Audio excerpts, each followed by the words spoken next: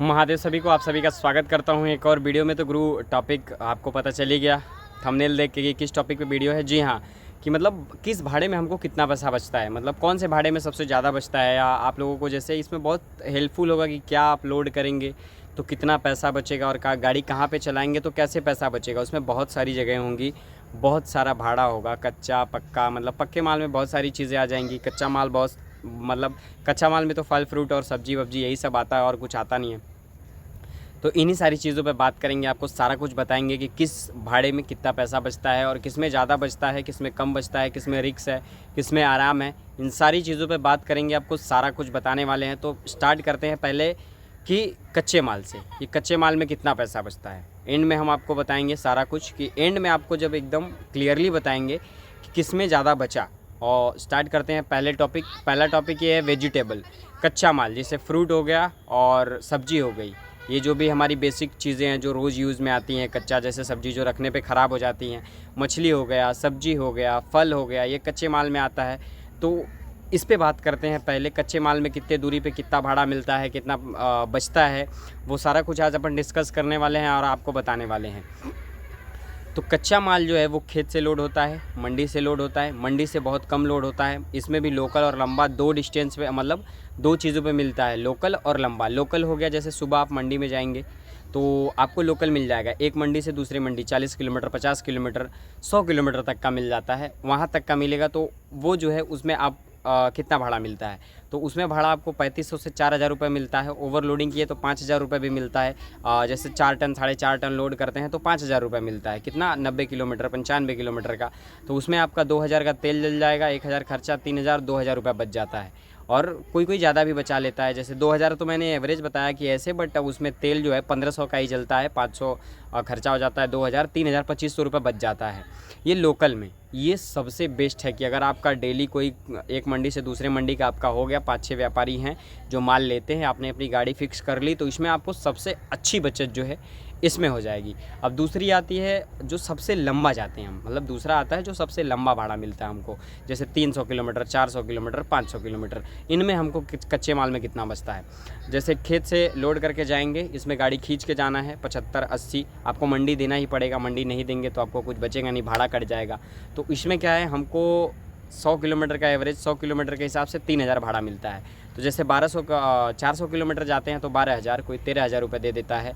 और जो अलग देहात घूमेंगे उसका अलग से भाड़ा मिलता है। जैसे कि मैं मधुपुर से समस्तीपुर जाता हूँ तो उसकी दूरी है 380, 390 पड़ जाता है, मतलब पॉइंट टू पॉइंट।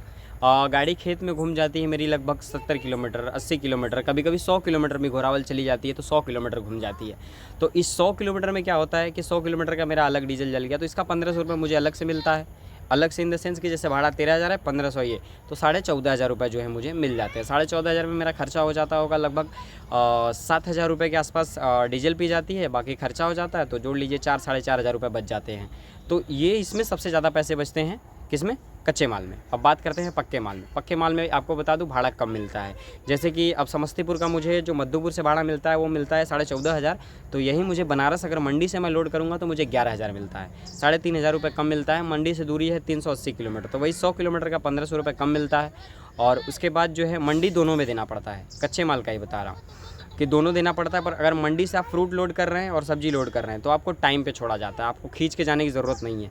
आप जब खेत से लोड करते हैं, जैसे अंबिकापुर है, मधुपुर है, पथलगंगा है, पताल गंगा बोलते हैं जो गाजीपुर में है, यहाँ से जब लोड होता है तो यहाँ से हमको खींच के जाना पड़ता है। और इन सब में डीजल जो है 1000-1500 का ज़्यादा उठाती है, तो बचत एवरेज उतना ही आ जाता है। और मंडी वाले में आप आराम से जाएंगे तो आपको डीजल भी बच जाता है और बहुत गाड़ी खींचना भी नहीं पड़ता है, आराम से आप सो भी लेते हैं और चल भी लेते हैं। बात करते हैं पक्के माल की, कि पक्के माल में भाड़ा कैसा मिलता है और पक्के माल में कितना बचत होता है। पक्के माल में जैसे आपका जो भी इंडस्ट्रीज़ का काम होता है, जैसे मैन्युफैक्चरर जो भी कुरकुरे, नमकीन, बिस्किट, हैंडपम्प, चापाकल, चप्पल, जूता, जो भी पकड़ लीजिए आप, मशीन, घर, दुकान, मकान, ये सब, आदमी, मेहरारू, लइका, झोंक सपाट, जो भी हो, ये जब हम लोग लोड करते हैं तो इसको हम लोग पक्का माल बोलते हैं। इन सब में भाड़ा कम मिलता है। जैसे कि मैं धान का बीज लोड करता हूँ, उसमें आपको पता होगा मेरे को भाड़ा जो है वो 250 किलोमीटर का अगर मैं कच्चा माल लोड करता हूँ तो मुझे 8,000 रुपये मिलते हैं और इसमें 7500 रुपये ही मिलते हैं। 7500 क्यों मिलते हैं, उसके कई रीज़न है। पहली चीज़ तो मुझे भरपूर टाइम मिलता है, जैसे भरपूर टाइम इन द सेंस कि मुझे जब मैं घर से निकलता हूँ, लोड करता हूँ, मुझे कम से कम 250 किलोमीटर के लिए मुझे 13-13, 14-14 घंटे मिलते हैं।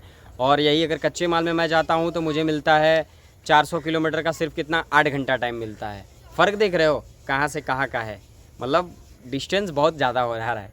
तो ये होता है। तो पक्के माल में इसलिए भाड़ा कम मिलता है। और पक्के माल में वही मैं जब बनियापुर जाता हूँ तो उसका भी बचत आपको जुड़वा देता हूँ। बनियापुर 7000 में जाता हूँ तो मेरी गाड़ी 3500 रुपये का डीजल पी जाती है और 1500 रुपये खर्चा हो जाता है, टोटल 5000 रुपये हो जाता है। तो 7500 में मुझे 2500 रुपये बचता है। अगर ये मैं पक्का माल लेके जाता तो मुझे 3500 रुपये बचता, 2500 के बदले 3500 बचता, क्योंकि 28 कुंटल माल लोड होता, भले खींच के जाता बट मेरे को बचत ज़्यादा होती। और इसमें क्या है, मेरे को भरपूर टाइम मिला भले, लेकिन गाड़ी में ज़्यादा 3 टन लोड था, कभी कभी 31 कुंटल लोड हो जाता है, जिसकी वजह से गाड़ी डीजल भी उठाती है। फ़र्क उतना ही हो जाता है, भले धीरे धीरे जाते हैं पर गाड़ी तेल उठा ही लेती है। 100-200 का बचता है, बहुत ज़्यादा नहीं बचता है। तो ये चीज़ें हो जाती हैं। उसके बाद जैसे कि मैं हैंडपम्प जब लोड करता हूँ, जो लोड करके गढ़वा जाता हूँ, गढ़वा का भी मुझे 7500 रुपये मिलता है और उसमें हम लोगों को मिल जाता है सब लगभग ठीक ही ठाक मिल जाता है।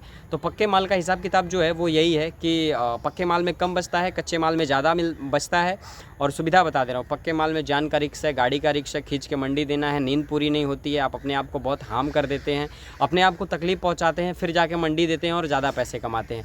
पक्के माल में आप आराम से नहा खा के नहा धो खा पी के आराम से घर से निकलते हैं, लोड करते हैं, रास्ते में नींद लगता है, सो जाते हैं, उठते हैं, फिर जब मन करता है तब जाते हैं। मंडी लेट हो जाए, कुछ भी लेट हो जाए, वो फ़ोन करेगा कब आएंगे, ये सारी चीज़ें होती हैं जिसमें अपने को कोई दिक्कत नहीं होता है। तो पक्के में ये सुविधा है। कच्चे में रिक्स लेना है, इसमें कोई रिक्स नहीं है, बहुत आराम से जाना है।